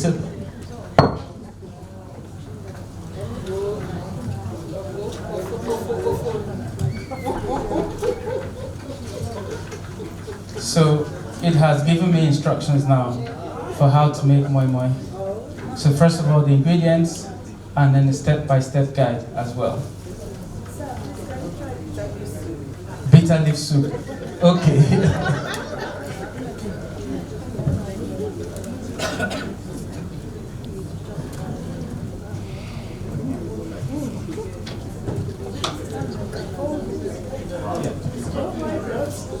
Yeah, so again, instructions there for making bitter leaf soup. So it's worth understanding here that the answers it gives are based on what it has learned from reading thousands and millions of information that is in books, on the internet, anything it can get its hands on. So you can imagine that there's a future that is now here. So if you watch science fiction movies and you see people talking to their computers and the computers talking back to them, and you thought, oh, this world is still far away. Well, the world is here now, because you can now have a conversation with this. In fact, when I showed this to my wife yesterday, she immediately put in something about, I don't know, something in her industry, some weird thing in telecoms. And it gave her exactly the answer that she'd been looking for the last few weeks. And so we are now at a stage where even the skills that we are currently building up, that we are learning, those skills are very quickly also now being questioned by new technology that is continuously coming. And so it's really important at this stage for us to be really super nimble in the way we think about work, in the way we think about what we should be doing next, and what's coming around the corner. Thank you very much.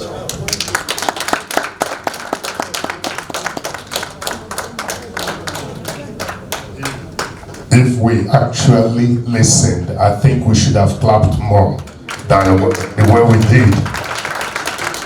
Oh, God.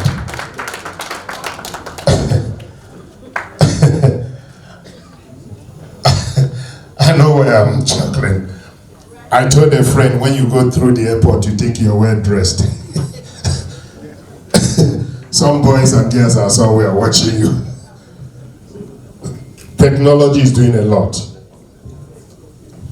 And I thank you, my brother, the way you distinguish between IT and digital. So you talk about the equipment you use and all these, and you're working in the office, you are not able to log in, you call IT department. They sort you out remotely. But people are going further than that. People are doing a lot of things.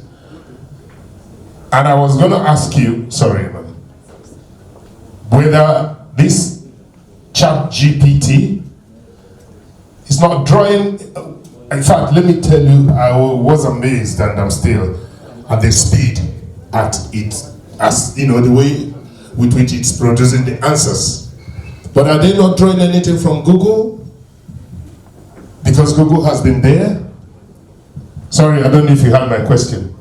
We go to Google search for these things. Now this one has come. I know they are up there, kind of. But are they not drawing anything from the Google? Just getting from the cloud. It's Google. Chat GPT. Chat, C-H-A-T, then capital G-P-T. Golf Papa Tango. Yeah.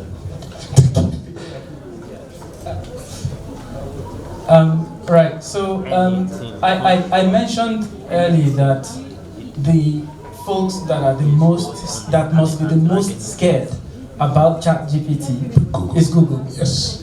Because I used to work for Sky many years ago, and I worked on Sky Search, the Sky Search product, and I had access to the search terms that people were looking for.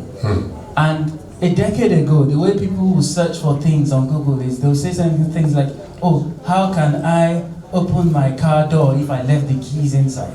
And you know, very, very literal, as if you're having a conversation. Yeah. That is how people used to converse with Google. Yeah. But then over the years, we have learned that no, Google doesn't really work that way. Just type in something like forgot or left key in car, right? And that's usually enough.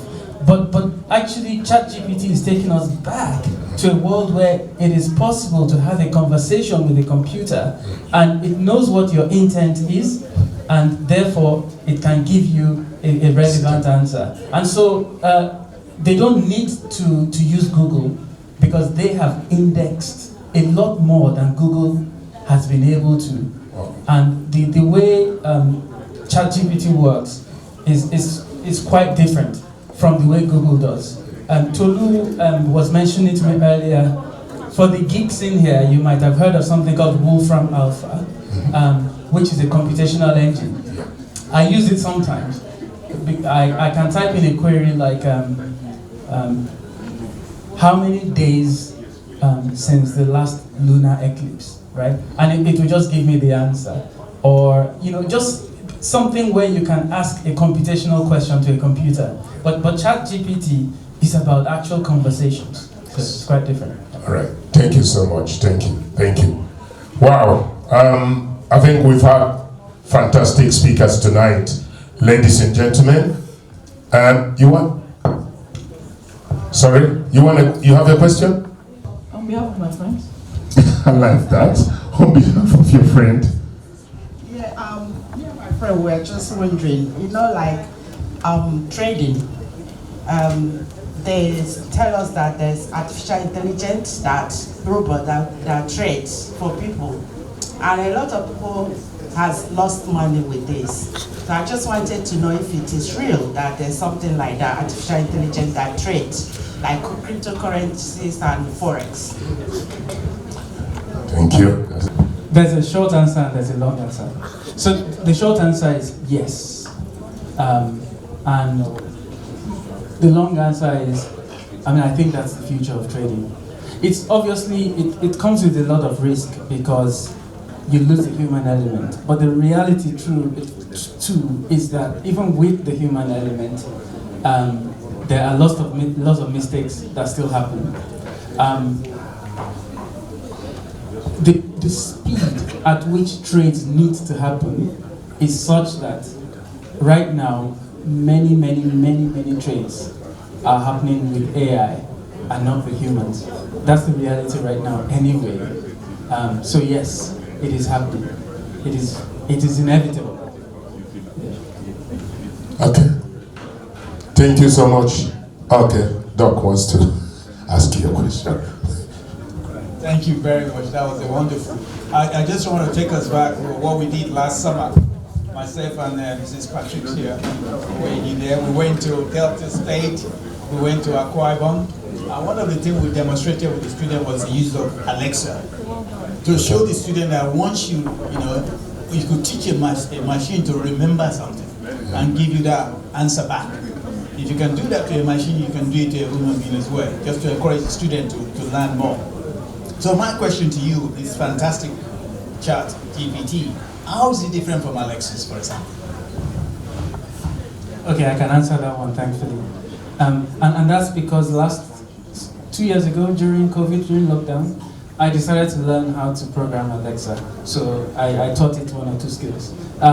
But with Alexa is a rules-based engine. So you set some rules. If this, then this. If that, then that. If that. So it's quite dumb, really. It's clever, but it's dumb because you tell it the rules, and then it just follows the rules. Why ChatGPT is different is that it uses something called the semantic approach. So it's basically more context based. You can ask it something that is not in the rules because you didn't set any rules in the first place. What you just did was to give the machine like a ton of data and say, this is all of the data around this particular topic, so that when anybody asks it a question about that topic, it can give the right contextual answer. So yeah, it's quite different in that sense. Thank you. Yes. Sorry, you're not going yet. There are very few questions. Thank you very much for your lecture. My question to you is this. There is soft dish thing you talked about the dark color. And I was wondering, have you been able to report it to the company so that it won't be happening again? Have you reported it? Or you just observe it by yourself and keep it to yourself? Because for us here, it's going to be affecting everyone if you did not report it. And that is a problem our people are having. They have issues. Instead of communicating with the company or the people who produce, they don't. They keep it to themselves. So it's worrying. And secondly, the chat GPT, how can we, is it an app? Do we subscribe? How can we get it? Thank you for your information. This is the last question, okay? Thank you. Thank you. So the first question was about how well known these problems are and whether I personally report it and so on. So it is very well known. It's a tricky question to answer, but I'll try. So, a few years ago, IBM released a feature on the laptops so that when you open it up, the facial recognition would basically sort of be able to get you into the laptop without having to type in your password. Now, this technology was developed in Asia, and the data that was used to train the algorithm that detects your face was mostly of Asian faces. And so, whilst it did quite well with people that had fair skin, it didn't do so well with people with dark skin. Now, there was a lady doing her PhD, I don't remember where, but anyways, she accidentally detected this issue and she brought it up. And it's now being, well, it's obviously been resolved now. So, I'm doing some work at the moment. I don't know, well, I'm doing some work at the moment in identity, and we're using people's driver's licenses and also the information on the biodata page of their passports to be able to identify them. And as part of the procurement for the company that was going to build this part of the system for us, the number 3 requirement there was that it would be able to detect people with dark skin. So that was part of the bid for the suppliers who were going to build this part of the product. So that's the role I can play, because I can make sure that whoever is going to supply these products, that is going to serve everybody in the UK, that I'm sure that it will, that people of a certain persuasion would not be disadvantaged. And then your second question about ChatGPT, I think the easiest way is just Google ChatGPT, which you've done already, and you can sign up. I think they're really struggling today because when you open up the page, it tells you that it's under, there's quite a lot of requests going on there. But I would recommend, especially for the younger ones, and I know you're having fun and having drinks and so on in the corner, but it's really important that you just take a look at it and see what the future is. Because some of you might be making choices now about what you do next and so on. And I should still mention that there are skills that are still needed, so that's very important as well. But we're at an inflection point. We are at yet another one now, where certain skills that we've held there for so long, we have to reevaluate. I was making an observation with a colleague a few days ago that actually ChatGPT can even write my essays for me now. I can even decide, that yeah, because it can. That's the reality is that the lecturer that we tell here is genuinely concerned that his students are going to start to use it. And so we're entering a new era right now. It's for me, it's very, very exciting. But I recognize that while it's an opportunity, there's also need for caution. Thank you. Thank you so much. Thank you. So please, ladies and gentlemen, just eat now. Eat. We'll get some soft music in the background. Thank you.